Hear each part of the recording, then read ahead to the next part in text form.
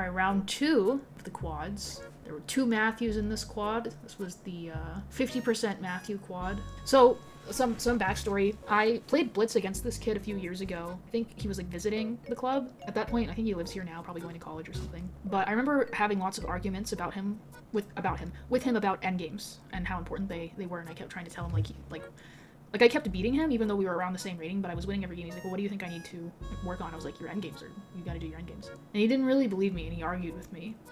And then in round 1, he played Matthew Picus, and he lost opposite colored bishops.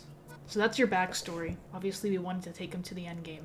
E4, C5, knight F3, knight C6. He's also, I remember he was like very booked up. He knows lots of theory, but like his technical skills needed work.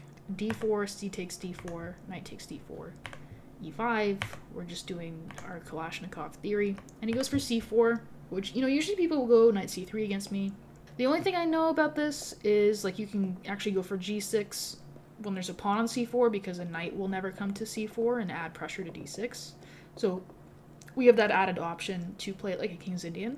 Now, I didn't want to go G6 right away, show my cards too early. I know bishop E6 kind of has to be played in most lines, so just went there right away. Bishop E2. There's a trick. If you go, I guess it wouldn't quite be here. Yeah, like if you go bishop D3, let's say G6 castles, bishop G7 is, I think, a mistake, because now bishop E2. I guess I have knight D4 in this position. Maybe that's why I went bishop E6. I know there's like G6, bishop D3 here is a trap, because if bishop G7, bishop E2, there's no way to defend the pawn. So you have to go back, and then white got to play bishop E2 for free. Because it's his turn here, and he has bishop E2, and so he's up like a lot of time. And I guess in this position, knight D4 doesn't work because... Huh? Alright, we're gonna figure this out. Alright, let's see. My move order. Bishop D3, G6. Let's say castles, bishop G7, bishop E2. Here, what's the response? Ignore. Someone better than me explain. I don't understand. I'm frustrated. Okay. I'll ask coach. Anyways, bishop E2, I went G6. Castles. And then, like, you basically want to wait to go A6 until they... As soon as they put a knight on C3, you want to play A6, as the knight can no longer go to C3, and so the knight would be forced to A3. It'd be a little bit silly. If you play A6 completely unprovoked, the knight will come back to C3, and this knight can come to like D2 or something. This is an improved version.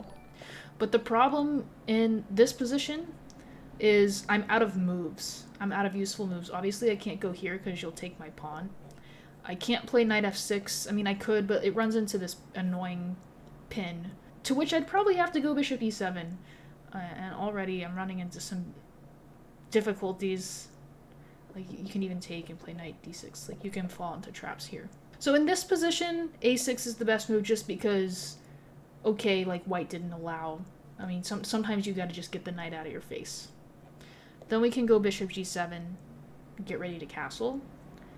Knight d2, I went knight d4, b3, knight e7, bishop b2.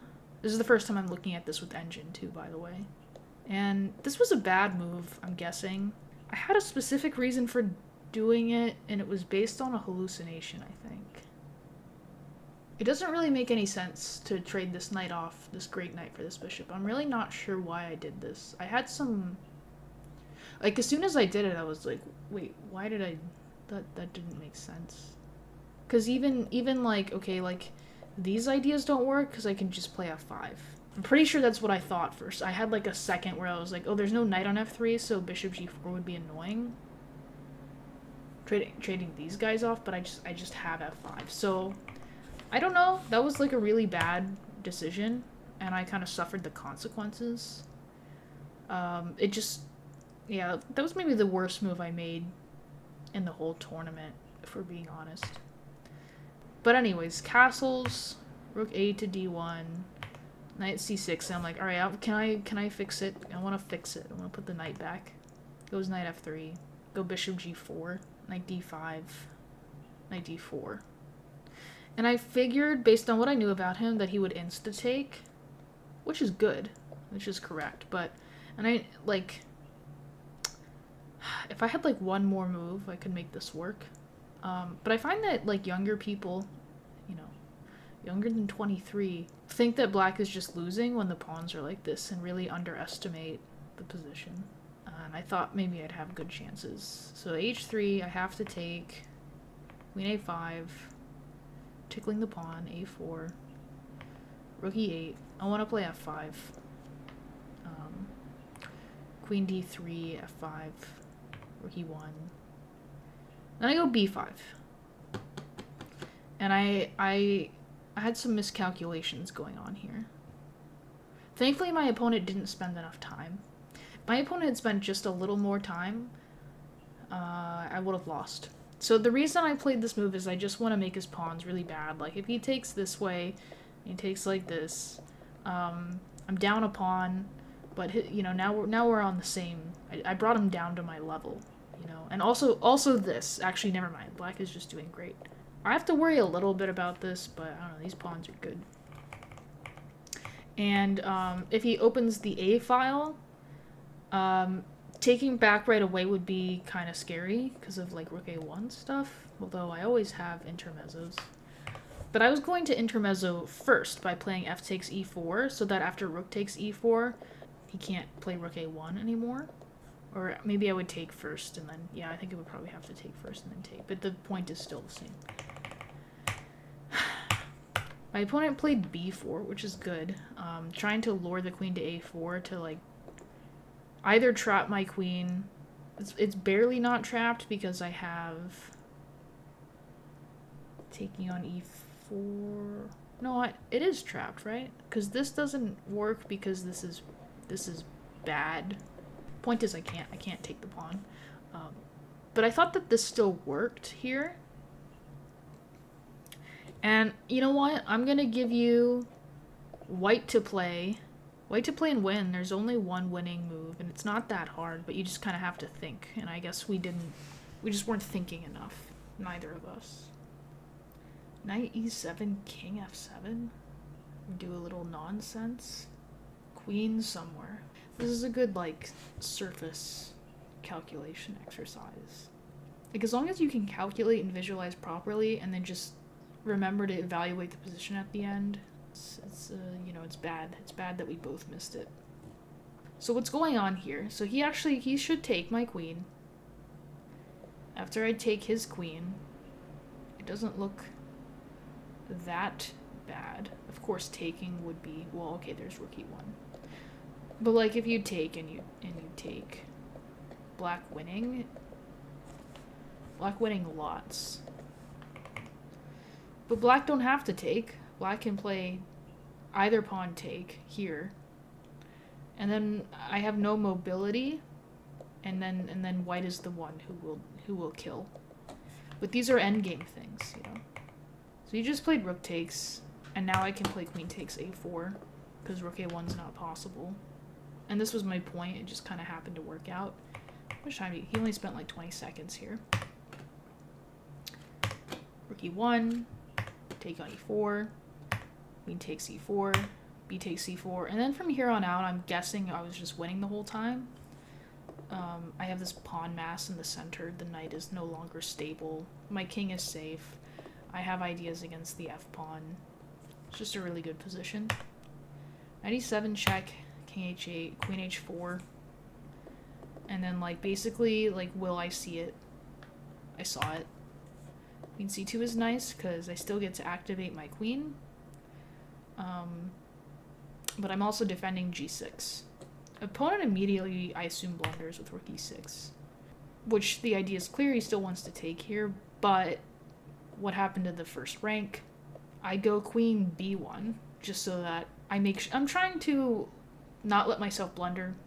I think they all win, but I picked b1 because it's the most over-defensive move. King h2 is now forced, and now bishop e5 check is impossible to respond to. You can't really block it in any way. If you block this way, this is mate.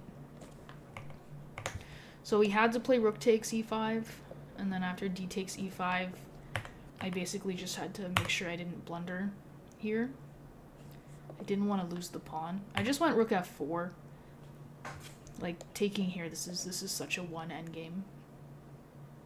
So easy. So he didn't take my rook. He went queen h4. I went rook f7. Queen g5. But now I can go here. I couldn't do that previously, which is why I had to play rook f5. h4, but now queen e3 is kind of curtains because the queen cannot stay defending the knight and avoid a queen trade, and a queen trade is death. My opponent plays knight c6, takes, and d6 resigns. So yeah, if I go c3, like, okay, like maybe he can stop my pawns for like a second, but this is not nice because like I just keep going. Queen h4, rook f2, queen g3. Queen h4. What? Queen h4. What? In this position? What are you saying? Okay, here? And then I take the knight. I don't understand what you're saying. Yes, I know queen g3 defends the e1 square. I mean, I'm trying to understand what he's saying, but when is rook f2 legal? Like, I'm very thankful you're taking the time to walk me through this, but I don't think I'm getting it. ChatGPT line. He's asking why not queen g5 in this position instead of queen h4. He's asking why this move wasn't. I'm confused. Okay, wait, in this position, you're asking why it didn't go back. Is that what you're asking? Then I would take the knight. I don't understand. I don't understand. Okay, so in this position, I wanted queen h4. I would take the knight. Thank you. Thank you for walking me through that. So what was your point exactly? Oh, you were asking. Ah, okay. Okay. I thought you were like, okay. All right. So, like, I read that as somehow, like, this, like, the black queen was getting to g3, and I was really confused. You're lucky I'm not Ben Feingold.